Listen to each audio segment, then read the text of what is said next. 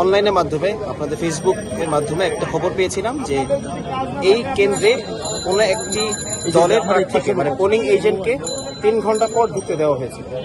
পরবর্তীতে আমি নিজেই প্রিজাইডিং অফিসারের সাথে কথা বলেছি, পার্টিকুলার পোলিং এজেন্টের সাথে কথা বলেছি এবং এখানে 3টা পোলিং এজেন্ট আছে ওই পার্টিকুলার দলের ওই মার্কার, তাদের 3জনের সাথে আমি কথা বলেছি। তারা বলেছে যে না, তাদের এখানে ঢুকতে কোনো প্রবলেম হয় নাই।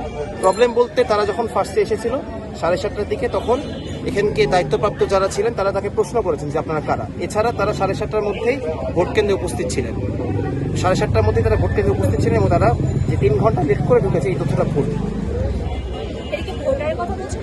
না, পোলিং এজেন্ট, পোলিং এজেন্ট। এখানে এনসিপির পোলিং এজেন্ট যে আছে ভবিষ্যৎটি, সে কিন্তু অভিযোগ করে বলেছেন যে মির্জা আব্বাসের সমর্থকরা ঢুকতে তাদেরকে খুব বাধা। I have the call recording, আমি আপনাকে কল রেকর্ডিং শোনাতে পারি। আমি পার্সোনালি পোলিং এজেন্টের সাথে কথা বলেছি, কথা বলার পর সে নিজে আমাকে বলেছে যে না, ইট ওয়াজ রং।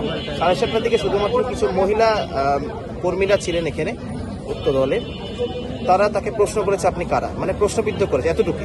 ইট ইজ ভেরি ইউজুয়াল, প্রশ্ন করতেই পারে। 3 ঘন্টা পর যে ঢুকেছে ইট ইজ রং। সে নিজেই বলেছে দে ওয়ার প্রেজেন্ট বাই 7:30।